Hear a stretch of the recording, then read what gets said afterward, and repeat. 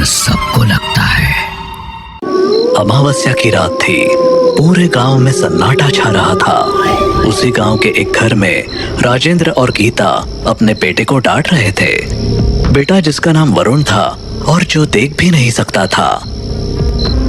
तुझसे कितनी बार बोला है वरुण कि लोगों से तमीज से बात किया कर। आज तेरे मामा से तूने कैसे बात की? हाँ, उस बेचारे को कितना बुरा लगा। बहुत गुस्सा हो गया था वो। अब दोबारा आएगा भी नहीं। ना आए तो वही अच्छा है। ये सुनते ही राजेंद्र ने उसे थप्पड़ मार दिया। चुप कर, जाकर सो जा, वरना इतना मारूंगा कि। हाँ, मार ही डालो ना। अपने अंधे बेटे की तो नहीं पड़ी है, पर उस आदमी की पड़ी है जो यहाँ आकर मुझसे बेहुदा बातें करता है। जाकर सो जा, और अब इस बारे में कल बात करेंगे। जा यहाँ से। वरुण रोता हुआ अपने बिस्तर की तरफ चल दिया, पर अचानक लड़खड़ा कर गिर गया। राजेंद्र और गीता ने उसे उठाकर उसके बिस्तर तक पहुंचाने की कोशिश की, पर उसने उनका हाथ झटक दिया। छोड़ो मुझे, मैं खुद चला जाऊंगा। वरुण बिस्तर तक तो पहुंच गया, पर गुस्से में उसे नींद नहीं आ रही थी। वो उस घर में एक पल भी नहीं रुकना चाहता था। उसका मन बहुत बेचैन हो रहा था। जहाँ मेरी इज्जत नहीं, वहाँ मैं नहीं रुकूंगा। उसने मन ही मन ठान लिया कि अब और नहीं, उसे यहाँ से जाना होगा। धीरे धीरे वो बिस्तर से उठा और बिना किसी को बताए घर से बाहर निकल गया। अमावस्या की अंधेरी रात में गांव की गलियां डरावनी लग रही थी। वरुण हाथों से दीवारों का सहारा लेते हुए धीरे धीरे गांव में भटकने लगा। उसे खुद नहीं पता था कि वो कहाँ जा रहा है। वो भटकते हुए गांव के बदनाम भूत बंगले के पास पहुंच गया। वो बिना कुछ सोचे समझे बस चलता चला जा रहा था। भूत बंगले की सीढ़ियां चढ़ते हुए भी उसे कुछ ख्याल नहीं आया कि वो आखिर जा कहाँ रहा है। लेकिन अंदर पहुंचकर उसे ऐसा लगा जैसे चारों ओर का सन्नाटा उसकी आत्मा में घुस रहा हो। ये कौन सी जगह है? इतनी अजीब शांति क्यों है यहाँ? मैं कहाँ आ गया हूँ? तभी अचानक सैकड़ों चमगादड़ उसके सिर के ऊपर से उड़ते हुए निकले। वरुण का दिल एकदम से धक से होकर रह गया, पर उसने खुद को संभाला। उसे समझ आ गया था कि वो किसी गलत जगह आ गया है। हे भगवान, मैं कहाँ हूँ? कहीं ये भूत बंगला तो नहीं? उसका अंदाजा सही था। वो भूत बंगले के एक बड़े से हॉल के बीच में खड़ा था। हाथों से उसने दीवार या किसी चीज का सहारा ढूंढने की कोशिश की, पर तभी उसके पैरों से कुछ टकराया। उसका दिल एक पल के लिए रुक गया, लेकिन अगले ही पल बिल्ली की आवाज आई। उसने चैन की सांस ली। ओह, बच गया। मुझे तो लगा था आज मैं गया।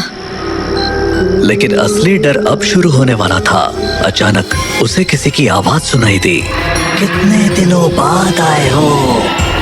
सबसे खौफनाक बात ये थी, वो आवाज खुद उसकी ही थी। कौन हो तुम? क्या चाहते हो? कौन हो तुम? क्या चाहते हो?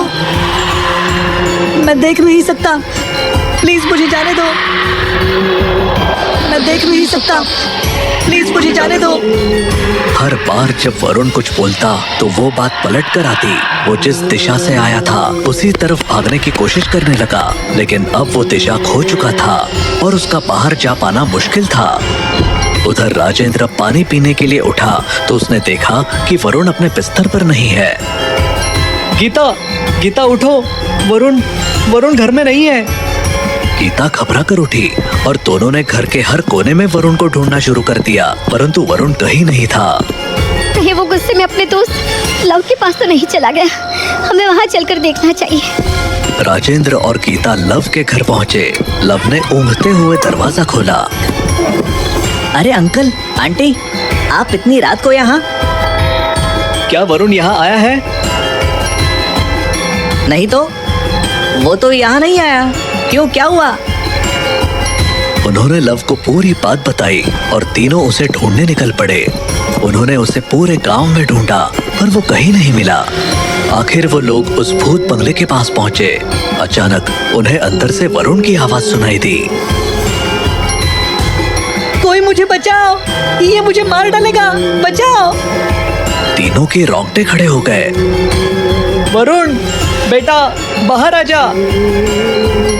पापा, मुझे बाहर का रास्ता नहीं मिल रहा। मैं फंस गया हूँ।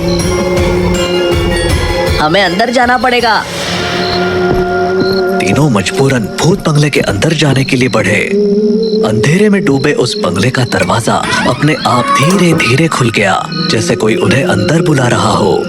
अंदर कदम रखते ही लव ने अपने मोबाइल की फ्लैशलाइट ऑन की और तीनों ने वरुण को ढूंढना शुरू कर दिया। उधर वरुण को ये बिल्कुल भी एहसास नहीं था कि उसके माता पिता और दोस्त वहां पहुंच चुके हैं। उन लोगों को जो आवाज सुनाई दे रही थी वो किसी और की ही थी।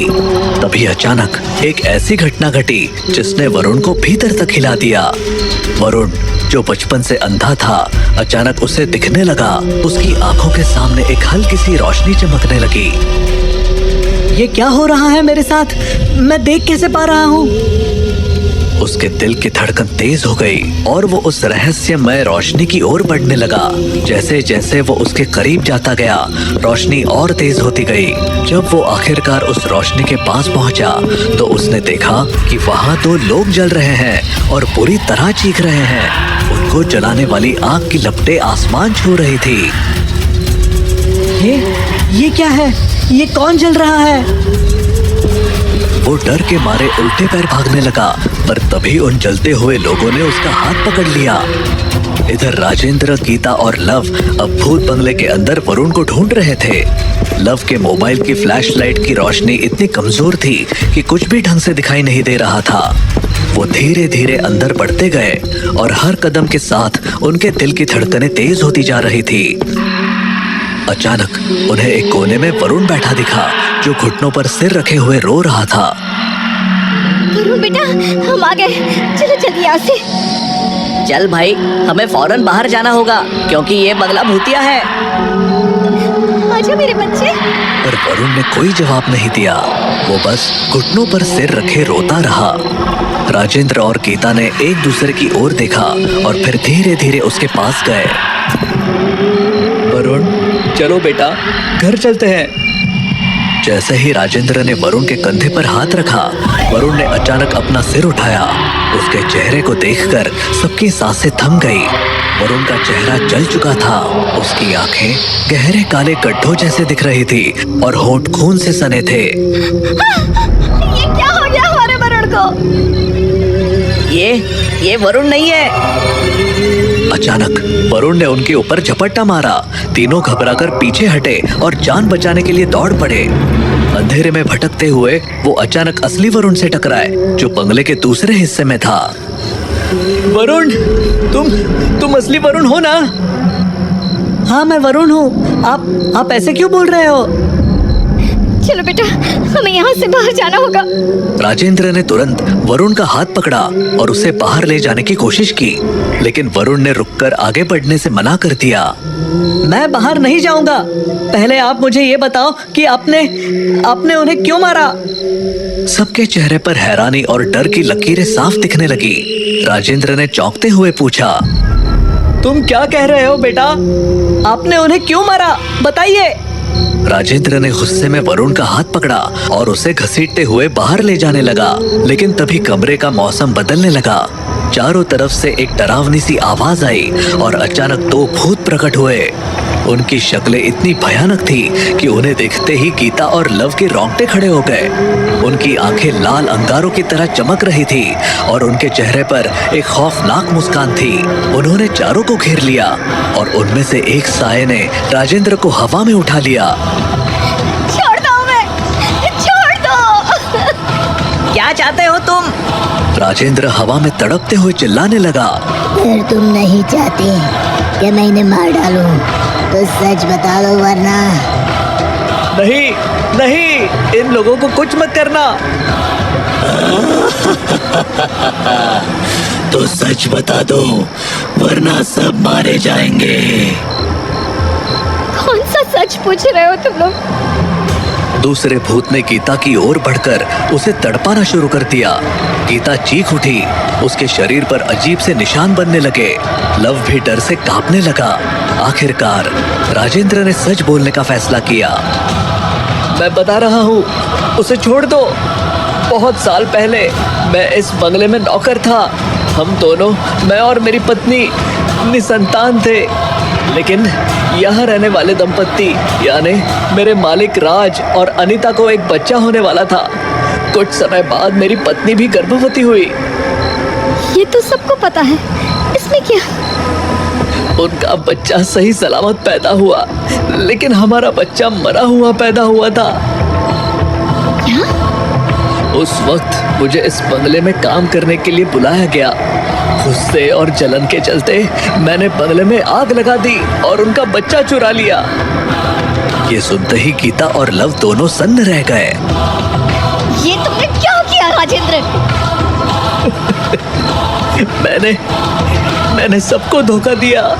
मैंने उस बच्चे को अपना बताया और सबको लगा उनका बच्चा भी मर गया।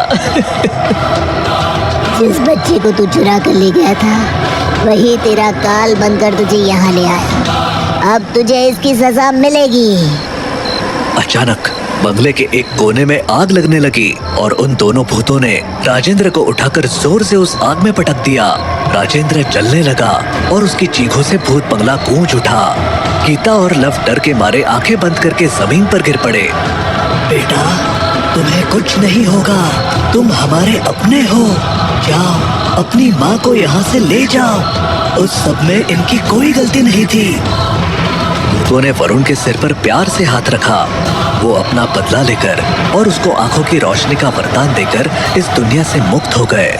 वरुण ने अपने असली माँ बाप को आंसुओं के साथ अलविदा कहा।